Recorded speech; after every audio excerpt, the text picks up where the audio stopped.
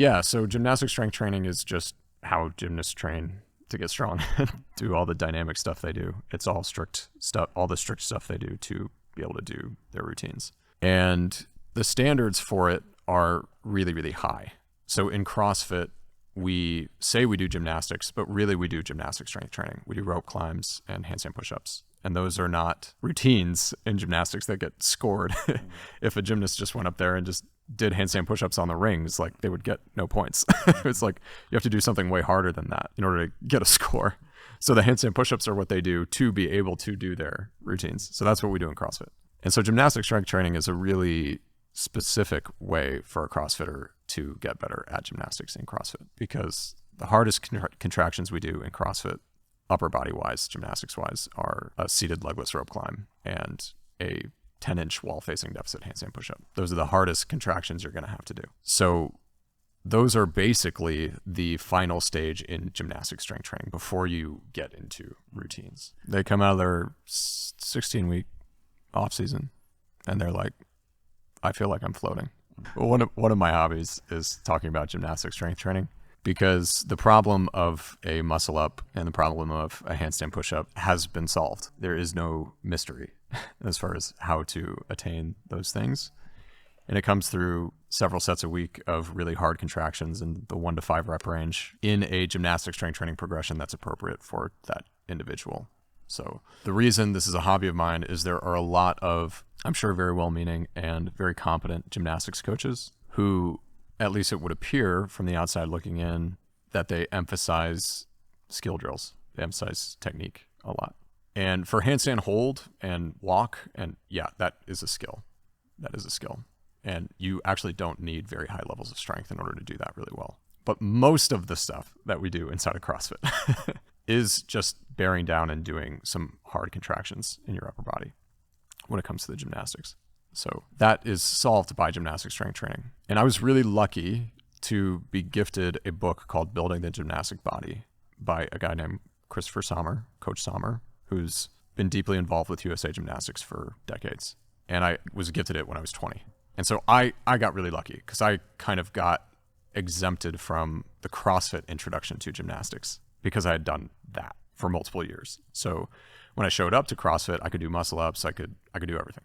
That was my personal experience with it. But I do think that oftentimes in CrossFit gyms, having been inside them and seeing people kick up against the wall who shouldn't, a lot, seeing that a lot. Or, oh, you can't do pull-ups or you can't do muscle-ups. Why don't you just do ring rows? And do them as fast as you can. Transition between the movements as fast as you can because you're racing your friends. If you ever want to do a muscle up, then this approach, whether it's emphasizing skill drills and you got to put your band around the foot this way and you got to set up the box like this so you can swing this way.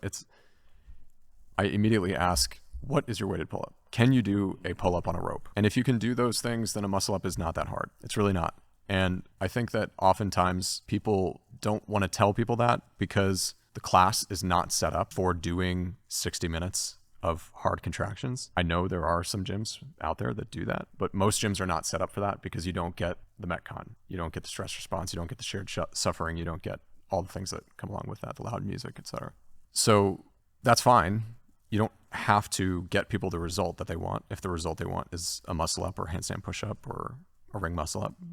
But they should know that. They should know that the 10 ring rows in the Metcon are not moving them closer to that, and that there is a path that they can choose if they really do want that. And it's just unfortunate that people have to select out of the class in order to pursue that path. So for the competitors who don't know anything about how does it look like to train in gymnastics? So there's 6 patterns: pushing, pulling, shoulder articulation, body line, sideline, and compression. In the off season, I have my CrossFitters train all of those. So those are the 6 patterns. And to train all 6 of those patterns, that's a full training session. That's an hour and a half, 2 hours of training. How often? 2 to 3 times a week, usually 2, and 3 to 5 sets of 1 to 5 RM. And if it's a hold, like an isometric or an eccentric only movement, like a negative, then it's anywhere from 10 seconds to 60 seconds that you're working. Yeah. But 1 to 5 RM. Give me an example of like a progression. Like you said, there was like 10 levels, right? So that's the gymnastics level system. And that's once you get into doing routines. Oh, yeah. So okay. In CrossFit, we're before that. I can kind of go through each pattern and what are progressions that a lot of CrossFitters would do well to train. That would be and are stuck awesome. on. Yeah, let's do that. So for pushing, a lot of CrossFitters need to do box headstand push-ups. So you are in an L, a 90-degree compressed position with your feet on a box, doing a handstand push-up. And then you gradually add a deficit to that. And when you're doing 5x5 of those to a 10-inch deficit, then you are definitely prepared to kick up against the wall and do wall-facing handstand push-up, strict handstand push-up, gradually add deficit to that over time. So that's where a lot of CrossFitters are in their pushing. In their pulling, a lot of CrossFitters are at L pull-up or a tuck L pull-up and a rope pull-up. And the final step in that is a straddle L rope climb, where you're holding, they do it in grid, but you're holding the L sit as you climb the rope. And gymnasts will actually do lock-offs. So they'll do that, and then they'll let go with one hand and do like a 6-second negative and then grab the rope. So that's what they do. And even,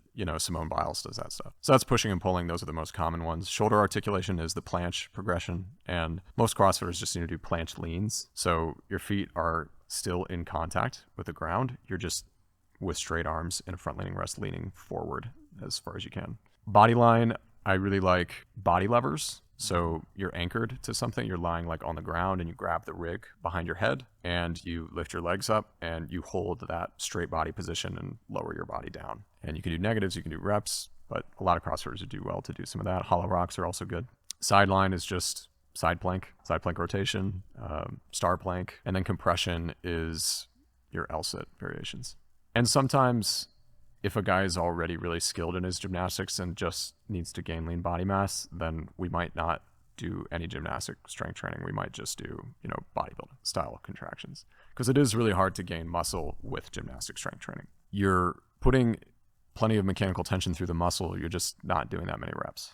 So it's really neural adaptations that you're driving with the gymnastic strength training. You can gain some muscle with it, but not like a ton. You're not going to go from 150 to 195 with gymnastic strength training. Those guys need to be doing, dumbbell bench press, weighted dip, bodybuilding stuff.